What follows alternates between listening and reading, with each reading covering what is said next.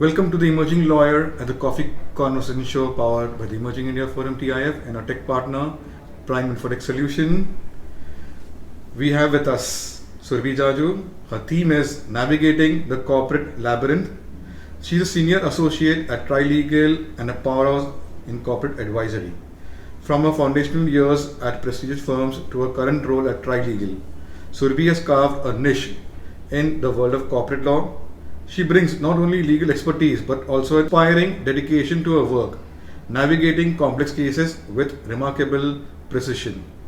So, friends, this is our last episode for 2024, and we wish everyone, our viewers out there, Happy New Year. And this is an in person, and we are very gracious. Surbhi has invited us to this in person shoot at her home. So thank you for hosting this special episode at your place. So this will be 2024 ka memorable moment ke someone has welcomed at their home. So you are now part of the Coffee tribe. So welcome, Surbhi. Thank you, and it's totally my pleasure. So let me explain you, Surbhi. You must be aware of the two rounds, professional, personal, but there is another round, the rapid fire round, and you have to be witty, funny, quick, and you'll get to win this book. And it has been autographed by me. Okay, great. So friends, I'm Lion Amir Virani, host at Coffee Conversation and a legal tech evangelist at Prime Infotech Solution, author of 15 books.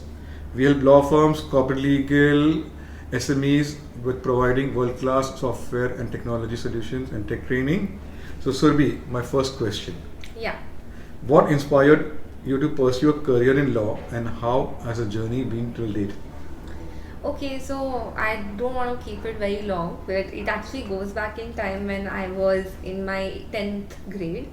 I'm a first generation lawyer in my family. There's nobody else who's done law to really be inspired, but a close family friend had come along to my hometown, and he was just talking about what he's pursuing, what he's doing. So he was in litigation at the time, and he was just telling his experiences in court, and he was telling about what law entails, and one should definitely think about it as a career. The whole idea that time was that nobody really was very pushy towards a career in law. This was back in 2010.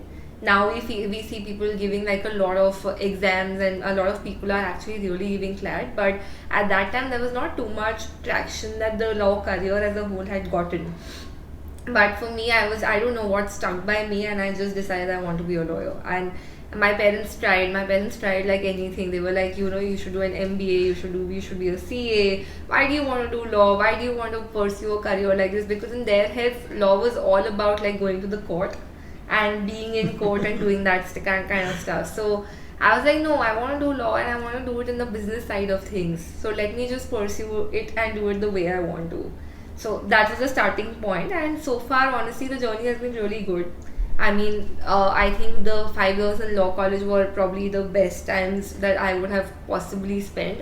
And professionally also, each day you are growing because you get to know about a new sector, you get to know about a new company. You're working and you're trying to think of ideas, strategies as to what can be done to really get through any transaction. So transactional lawyers have a very good power in them, just generally to figure out what strategies can be made to make things happen, as opposed to other litigation lawyers who have a very different worldview of things. But I would just say that I think my journey here has been great, and let's see how it goes after. Oh. Okay. Surbhi, what's one area of corporate law that you find particularly intriguing, and why? So, look, I'm a restructuring and transactional lawyer. What I do is end-to-end transactions, and I also do corporate, plus I do banking. So for me, it's not just limited to one kind of work. But what I really liked during the time that I have, established myself as a senior associate and a lawyer in the firm was basically situations which involve distressed assets or special situations funds or special situations issues, right? Because it's a situation where you really need to work out as to how you can probably get things out of a distressed scene. And then you have to obviously, there's someone who's interested, there's someone who wants to sell, but at the same time you just need to figure out how to make it happen. So the special situations field, according to me, has been very, very, very interesting. Wow. Okay. So Surbhi, while working on a restructuring case, what are the key elements to be kept in mind? See, one is you need to understand what is it that your client wants, and what is it that the person who's getting through the restructuring or the entity that's going under the restructuring really wants. Because in a lot of situations you have like a lot of debt, so the company is under massive amount of debt, and of course in that situation my client would have an upper hand because they are trying to resolve some 3,000 4,000 crores of debt into a very small piece. So from our perspective, it's very, very important to just judge as to what is it that the other side is willing to give, and it's about give and take there, right? And we need to want to maximize the interest of our clients so that their returns are good, but also ensure that the whole structure comes out to be very kosher. If it's not kosher, then our client who's actually getting into a company which is already under so much problem, it will really not really help anybody in that case. So it's more about strategizing as to what is the best way of investing into that company, which is generally not equity. It's more or less debenture or some sort of debt instrument which is coupled with some sort of upside in equity. So we generally figure it out that like that, and it depends on what the client really wants from the deal. So Surbhi, how do you approach complex corporate transactions, and what's your process for ensuring seamless execution? So look, a lot of people in my team actually call me, someone who can just handle pressure like anything and is the best person to deal with rapid fire deals. Now for me, in crunch situations, I really work well, but at the same time I am also someone who cannot take stress, because the moment I start taking stress, nothing will get done, and if the timeline is so short, you really can't help, see that there are moments of feeling, how this will get done, what will I do, I don't even know how to draft this document, such a new document, and it's very bespoke for me. But from my perspective, I feel like the team or the morale of the team that you're working with, because it's a large enough team, the morale of the team is actually building only when you show strength and you're like, nah, we'll finish it, we'll figure it, we'll do it, let's go about it. And that is the way I generally run my transactions, because I don't see a point scolding anybody, getting into a whole thing as to why you did this, why you did that, because you ultimately have to get the deal done right, and it's a 5-7 day deal crunch. Then what do you do? So from my perspective, I feel like I'm someone who can just get things done in a manner which is very, very good, and I am also a perfectionist, but that sometimes it takes a little bit of a backseat when you're in a crunch situation. But yeah. Okay. So, Surbhi, can you share some of the most challenging and rewarding cases you have handled, and how did it help you to prepare for the next case? Yeah, so see, look, we have dealt with multiple kinds of clients on the other side, right?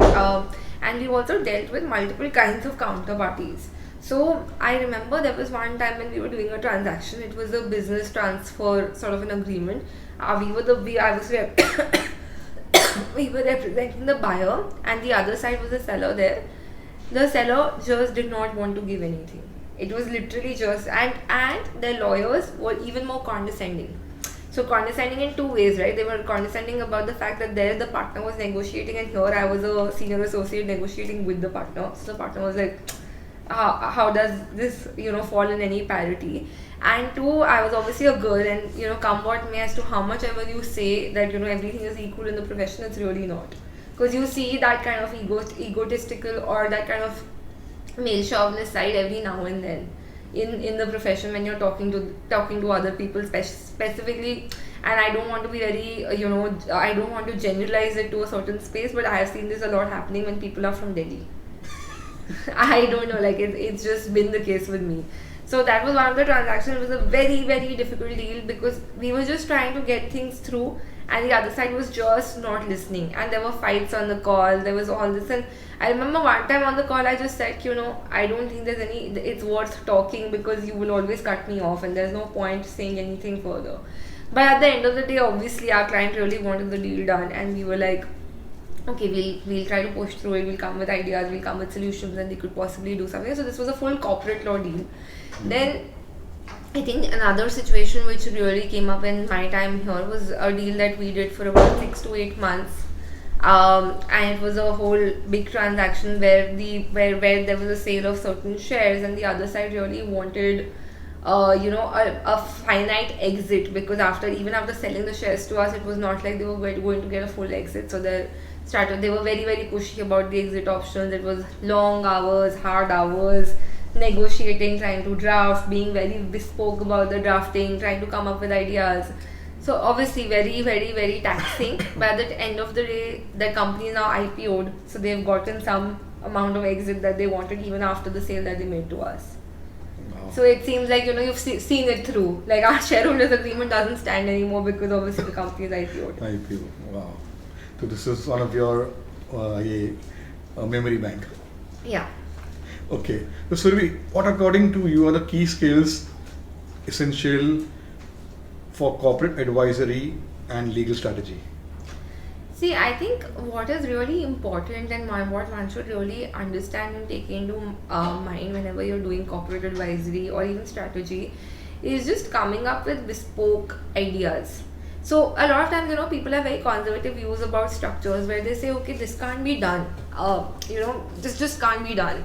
But they don't come up with alternate solutions as to what can be done if this can't be done, right? And that's the way we look at when we do transactions.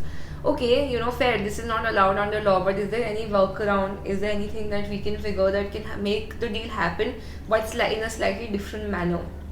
And that's the way I would want to really lead my career through the time that I do law, because I just feel like you have this whole strength and power to really help out people in very, very huge transactions. And it may be a case where commercials are already decided and you say, okay, lawyers have only XYZ role to play, but when you are involved in the strategy and development and discussion with the client, there's a lot more you can offer on the table as opposed to just the law. Wow. So Surbhi, you were earlier associate at Trilegal. Now you are a senior associate. So what changes have come in your roles and responsibilities? And for a senior associate, I'm asking in general, there are two questions. What your roles, the company, the law firm has given you more responsibilities. So when one person is moving from one job role to another role, like in law firms there are senior associates. So what changes comes in for a legal professional? So how to handle this additional work? So basically, I think so I'll just tell you that when I was an associate, my team was 10-11 people, and now that I'm a senior associate, Trilegal has also grown a lot, so my team is now 30 people. So for me, what I was doing in terms of doing transactions, what I was doing as an associate is very similar to what I do now, in the sense that I lead transactions, I do my negotiations. Obviously, I have also grown and learned a lot through my experience, but it's kind of, taking care of the transaction and getting it through. But what's really changed is initially it was more of a solo or +1 game when I was an associate. Now it's a game with 7-8 other people, and you have to really manage that, because that is very important that they deliver. At the end of it, if the transaction is as large as 1,000 crore deal, you can't really expect to be doing everything without a team. So team building is something that I thought is something which is very key, and I have actually learned how to manage that, how to have that rapport with your team so that they trust you, and also at the same time how to be stern with the team when you think that they are not performing. Because if they don't perform, then ultimately you have to fix things, and if you have to fix things, then it really leads to a burnout, because it's very, very tough otherwise to get things done. So thanks for that. Okay, now working in small teams and working in big teams, so much dynamics, the changes, yeah, you will team manage trust. human dynamics a lot. Human when elements. the So you're team dealing is with becoming. human elements, with different mindsets. Yeah. So I'm happy to know you have evolved and there are more opportunities come to you in 2025. So, okay. My next question should be, what advice would you give to new associates entering high stakes environments like corporate advisory? Okay, so I feel like more than corporate advisory, this is more in relation to transactional work, because advisory is still easier. Transactional is when there's high pressure. what I would really tell the new people who are coming in is, what I have seen generally now, because the team sizes are big and everything. At the end of the day, there are multiple layers of review, and when new people join the firm, they become very accustomed to the idea that, if I do X, it's going to be reviewed by two other people, and it's okay if I do a very okay job. It's not a thing, and it's okay if I don't get too involved. It's okay if I don't ask too many questions. My real advice to you guys is that I have learned the most when I was a second year associate or a third year associate, because it was massively like I had to deliver something to my partner. I did not have that layer of two seniors looking into it. So don't really take that as a hiding place. Just be at it, apply yourself. The moment you start applying yourself, everything you'll be able to do a lot more, and you'll be able to grow a lot more, which is very, very important. Otherwise, your career will become very stagnant, and I don't think you would want that for yourself, generally speaking, when you're growing into this profession. So Surbhi, how has technology helped you, and which legal tech tool has impacted your work? So I really, I feel like law firms these days are becoming very open to AI and are open to technology, because that really makes our work more efficient and good. So there are some of the tools that we use very frequently. Basically, it's a PDF editing tool called Foxit. There is another Litera Compare tool where you can compare the two files and get to really know what the changes are and what the moves are in your file. There's another tool that's Contract Companion, which basically helps us to check through the document and see for proofing mistakes or definition mistakes or whatever. So as a transaction lawyer, to be honest, it's really helpful, because that makes sure that your document is very, very proper, and it just points out or shows up mistakes that you wouldn't have otherwise noticed when you're just proofing. So these are the tools that we really use, and there are obviously a couple of AI sort of solutions that are coming through. So we are also just sort of speaking about it and speaking to the experts on that sense, to just make our lives easier from a working standpoint. Wow. Okay. Now let's go to the next round and understand Surbhi as a person. Tell us about your family and your formative years, Surbhi. Okay, so I come from a smaller town than Bombay actually. I come from Indore, it's in Madhya Pradesh, and basically I grew up into a full business Marwadi family. My parents were very, very, very focused into making me an MBA or a CA. I just decided I don't want to do it. I want to do law. So I moved out in the sense I moved out in the sense that I went to college which was a residential college, etc. But I think those 5 years were quite golden, in the sense that you end up learning so much about yourself, so much about people around, so much about the world, and you become very independent. So that was that part.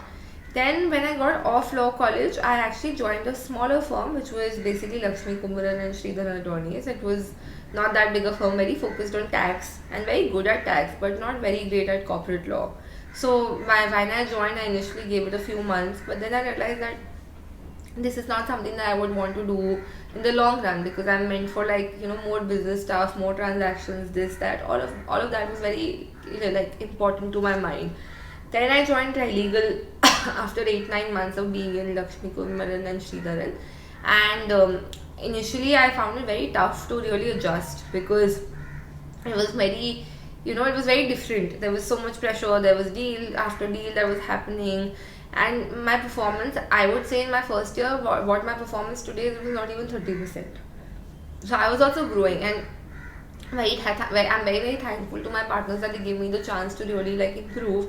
And then I don't know, something just happened, and I was just, I was like, I need to break through this whole stress of maybe not being the best lawyer at the moment, and I just broke through it. And it's been 6 years that I've been here, and it's just the journey has been always upward and not stagnant or downward at all. So Surbhi, how do you unwind after a long day in the corporate legal world? I do multiple things. So, I'm a very social person, so I used to go out a lot and all. Last year I got married. This year I got married in the beginning. So I was now obviously I come back home, my husband's there. It's chill. We play some sport. We either go somewhere. We play some sport. We are out and about. We go to the gym. We watch some Netflix. It's all of that. So it's good. You always look forward coming back home. Wow. So, what hobbies do you enjoy and how often do you get time to pursue them? Okay, so recently in the last 8 months, I've started back to my hobby of classical music. I actually had learned classical music when in my fifth standard, and I learned it for 8 9 years till I was in 12th. And then with college and everything that happened after, I just stopped. So I've restarted that process. I've actually become started learning it from scratch again. Of course, it's not that difficult because I've already have some amount of base, but it's also difficult because it's been so long and such a big gap between the two. So I have started back at that. Then I keep doing something or the other. Like I like to dance. I like to do some social activity. Anything that involves like putting myself out there. I don't really have a problem with that. Okay. So, Surbhi, what's your favorite way to spend a quiet evening or a rare free day? It depends. Yeah, I like to go out for a coffee. I like to sit by the sea.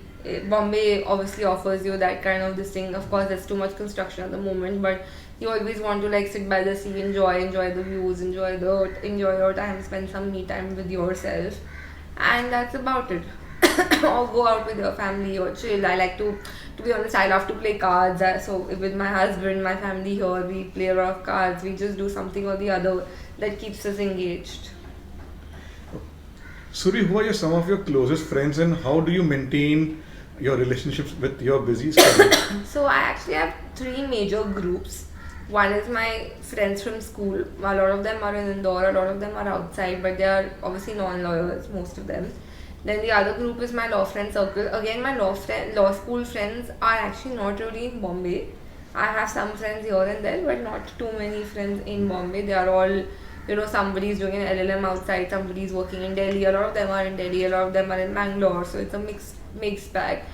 And to be honest, I feel like friendships like these are only maintained when you actually make the effort. So you have to in given time just message them, be like what's going on, what's happening, or you have to be the conversation starter and not really wait for them to come back to you to speak.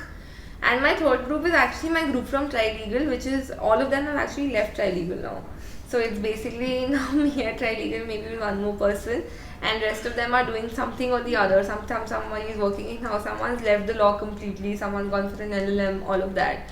So that's very interesting because we all met in Trilegal, but we maintained that bond and friendship that now we are attending each other's weddings. We are, very close knit and tight in that sense. And then there's obviously a work group, and to be honest, there's also like a situation where they are very close friends. It's not just a work group, so it's good. Like I know. But I do feel sometimes that I need to join some other platform where I don't meet any more lawyers and I meet other people. But that is also like it will also require some time and investment. Yes. So suppose Surbhi, you get 1 week away from your legal work. So what would you like to do? I like to travel for sure. So which place? Anywhere. Like I would like to see the world. So wherever I think I've not been, I'd like to travel. I would like to, even in India. Forget the world. I've not been to Kashmir. I've not been to so many places here that I would like to really go and see how it is and all of that. So suppose that 1 week comes in 2025. So which place would you plan to visit? See, I'm a very ardent believer of traveling, so I generally take my weeks off and I go. We are planning to go to Greece this time, but generally, if you ask me, maybe something like a Leh Ladakh, maybe something like a Kashmir. I don't know. Okay. So Surbhi, who is a mentor or influencer who has impacted your professional and personal life? I generally feel my greatest mentor is actually my partner. I have a very good relationship with him. He's been very, very kind and nice to me, and he's really helped me evolve in as a professional. And he also has always, been around even when there were personal situations here and there. So I generally feel like that he's been very, very, very, very kind in terms of the guidance that he's provided. So in terms of mentor, I would say professionally it's my partner, and personally it's obviously my dad. So Surbhi, what's a recent book, movie or show that has left a lasting impression on you? See, I'm not a book reader, very honestly. I read a lot in my profession that I don't like to read more. In terms of shows, I keep watching something or the other. Something very light-hearted also is great. Something which is very heavy is also fine. Like it really depends. So I don't think there's a particular show. It just depends on the day as to what I'm feeling, and I really end up watching that. So share your experience at National Law Institute University in Bhopal. Oh, it was really good. So it was very up and down. Like I got my what do you call it? I started my law here, and I was very like shy in the beginning, what to do, who to speak to, all of that, and then eventually it just grows onto you. So even though I was in Bhopal, I never went back to Indore that much. It was mostly in Bhopal, and that was always a great time to spend time with my friends over the weekends and chill and really learn about so many people coming from very different places in the world, and just trying to get to know them and seeing, okay, there's so much more out there than just your very small circle that you had established when you were in school. You also get independent, you also get tough, because there are obviously situations presented to you. There's a group of 500 people living in a very big campus, right? And there's not much outlay outside. So you learn to navigate, through fights, you learn to navigate through relationships. It's a lot. It is a lot of effort, but at the end of the day, you go back and you do remember your time, and you do remember the kind of bonds that or friendships that you've made, and generally your learnings also, right? And from a lawyer perspective, coming from NLIU, obviously give me a upper hand in terms of what other people had. But yeah, it's a journey of learning yourself, more about yourself, and learning more about the profession. Okay, my last question will be a googly one. Describe Surbhi in one line. I think I'm a very carefree, chill, but perfectionist sort of a person. That's it. So let's go to the next one and have some fun, the rapid fire round. Yeah. Your go-to comfort food. Pasta. Best food from Indore. Best food from Indore, poha. Okay, your best Netflix series. I really like this series called Mindhunter. It was about criminal. It was about really going in the head of a person who's committed a crime. So it was interesting. Wow. One word friends would use to describe you. Social AF. Okay. One item you can't live without at work. One item I can't live without at work. There's nothing specific. I mean, I honestly like to keep eating when I'm doing my work. So it's something, food is something that I keep ordering around. Okay. Your favorite color? Black. Tea or coffee? These days tea. I've kind of reduced my coffee and caffeine intake, although tea is also some amount of caffeine, but yeah. Okay, let's restore.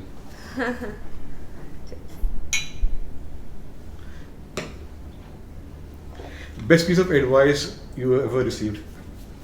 Just be yourself. That's what you should do at work, professionally and personally. So you did very well, and you're good. Thank you. Thanks. One moment. Sorry. Thank you. So friends, it was a lovely conversation we had with Surbhi, and she has shared her journey, how she has evolved, and now she is a senior associate, how she is handling large transaction deals. So anyone who's looking for a transaction lawyer, she's the one. Her details will be on in the captions, so you can connect with her, and how despite of her family to go into MBA, she has come a long way, and many more things for 2025. She has to visit a lot of new places, which we wish she does, and enjoy traveling also. So friends, like this, there are over 300 plus episodes on the Coffee Corner show with different subject experts and topics. Subscribe and you'll get inspired, which you can implement in your life. And if you want to be featured like Surbhi, you visit our social media handles, the Emerging India Forum, and our team will connect with you, invite you like Surbhi to have coffee conversation or a cup of coffee. So Happy New Year, and we meet with another coffee speaker. So stay safe and thank you. Happy New Year. Take care.